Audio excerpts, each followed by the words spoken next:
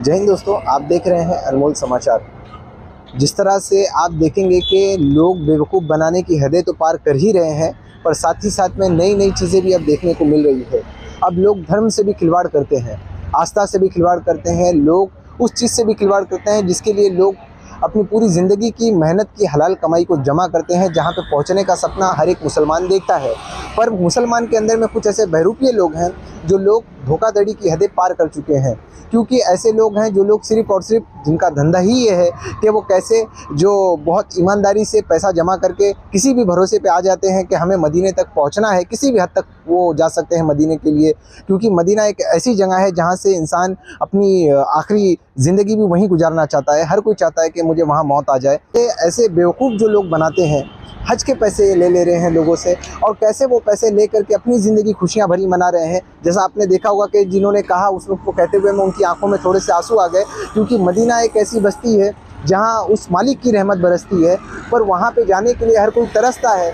पर पता नहीं क्यों कुछ ऐसे लोग हैं जो ऐसी चीज़ों का फ़ायदा उठाते हैं। क्या उन्हें डर नहीं लगता कि उन्हें भी इस दुनिया से जाना है और जाने के बाद हिसाब वहाँ देना है जहाँ पे हर किसी का हिसाब होने वाला है। हिसाब यहाँ की कोर्ट नहीं लेने वाली है जिस पे तारीख पड़ेगी और आप आज़ाद घूम सकते हैं। वहाँ वो हिसाब लेने वाला है जो तुम्हें एक पल की मोहलत नहीं मिलेगी और सज़ा के तुम हकदार हो जाओगे। क्या लगता है कि जिस तरह से लोग हज के नाम पर बेवकूफ़ बनाते हैं, ऐसे लोगों को सज़ा कौन सी मिलनी चाहिए? आप लोग कमेंट करके ज़रूर बताएं।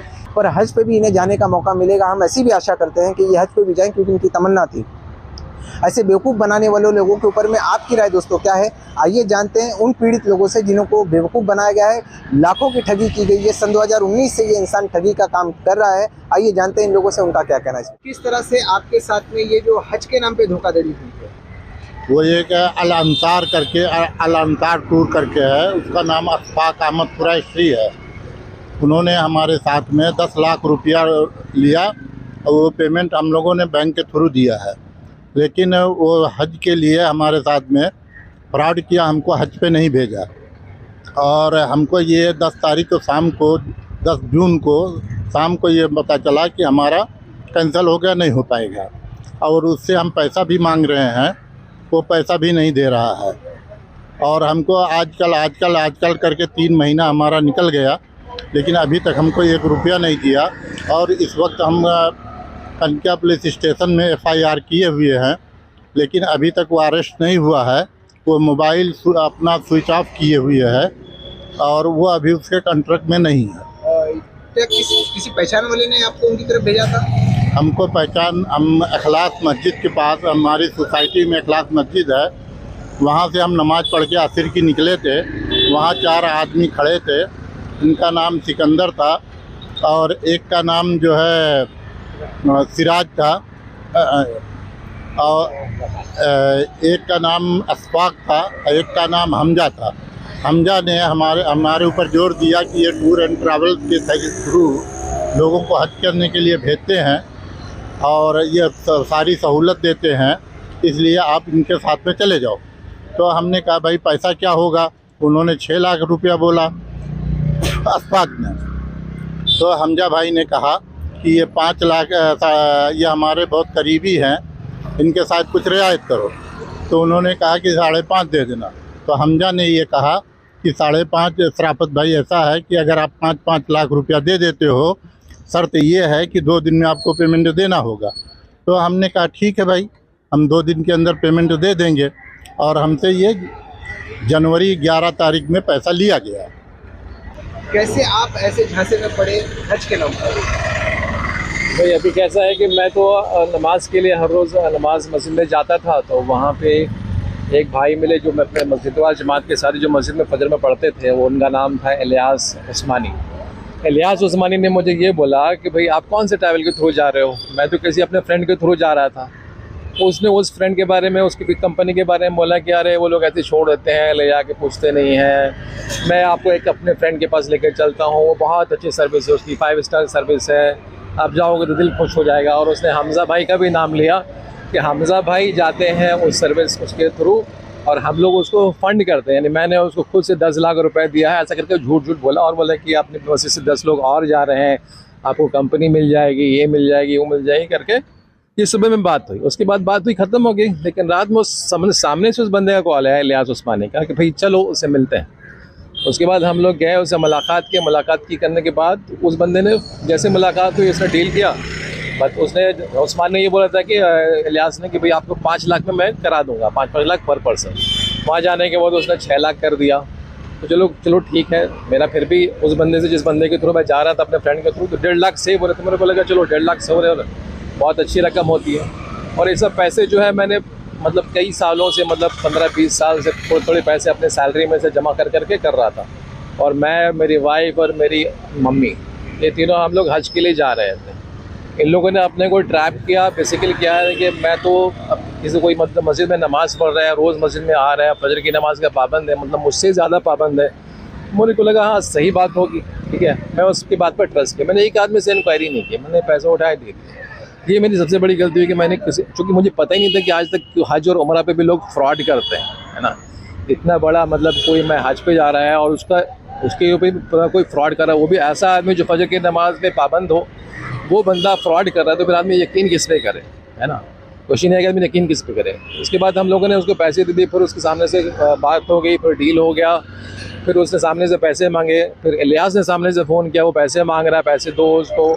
पैसे देने तक, हज के दिन जाने तक हम लोग उसको मांग रहे थे भाई टिकट दे, तो होटल का रिजर्वेशन दे, कुछ नहीं, बस आ जाएगा, कल आ जाएगा। फाइनली हज के जाने का डेट 10 जून आ गया और हम उसे मैसेज पे मैसेज कर रहे हैं, फ़ोन उठाता नहीं था।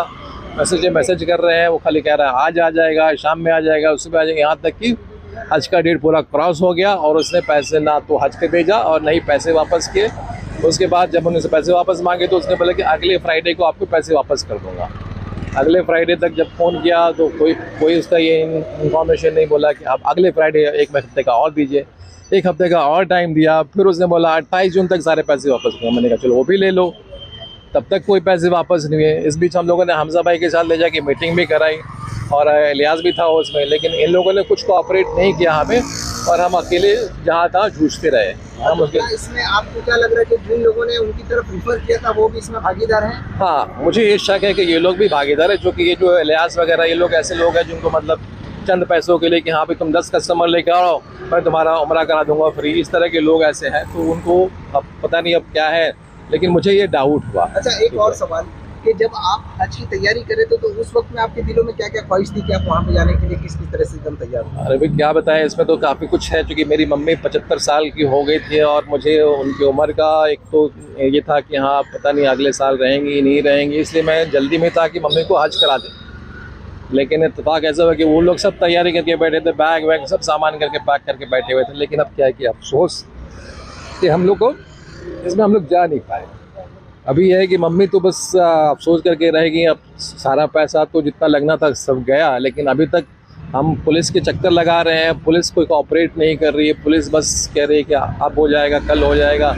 पुलिस की तरफ से कोई कोऑपरेशन नाम की चीज़ नहीं है। मैंने खान साहब को फ़ोन किया तो खान साहब और मुझे उल्टा डांट रहे थे, अरे भाई मैं तुम्हारे काम के लिए बैठा हूँ क्या। लास्ट वीक में आया तो मुझे ही डांट रहे थे।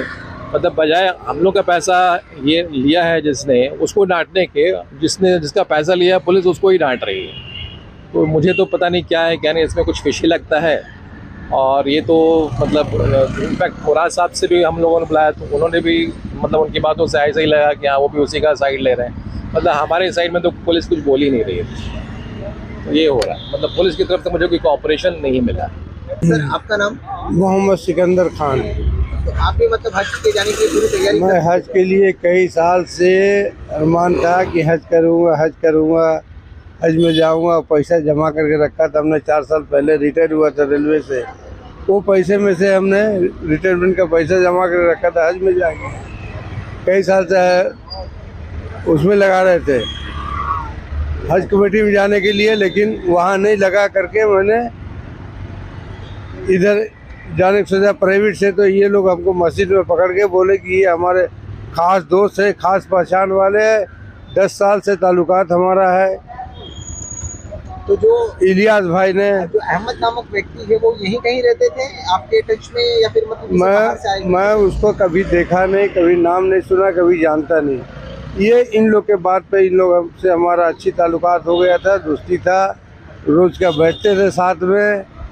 और जो तो ये लोग बोला इधर उधर मत जाओ, कहीं दूसरा जगह जा रहे थे, उधर मत जाओ, ये मेरे पहचान का है, इधर जाओ। इसको हम बहुत अच्छा से जानते हैं 10 सालों से।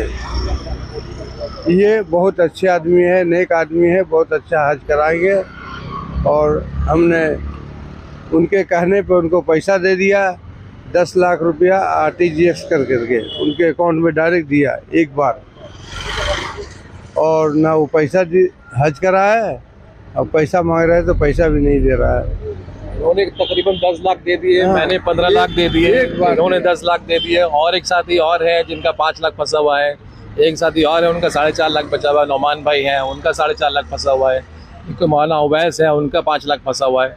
सबका पैसे लेके वो पता नहीं कहाँ गुम है। अभी जिस घर में वो रह रहा था पता चला है कि वो घर को भी उसने छोड़ दिया है। पुलिस चाहे तो 1 मिनट के अंदर उसको ढूंढ के निकाल के लेकर आ सकती है। उसका सिम लोकेशन ट्रैक करके पुलिस चाहे तो 1 मिनट में उसका पूरा निकाल सकती है कि वो कहाँ पे है नहीं है। वो बंदा 4 साल से क्राइम कर रहा है और 4 साल से कैसे घूम रहा है, मुझे इस बात का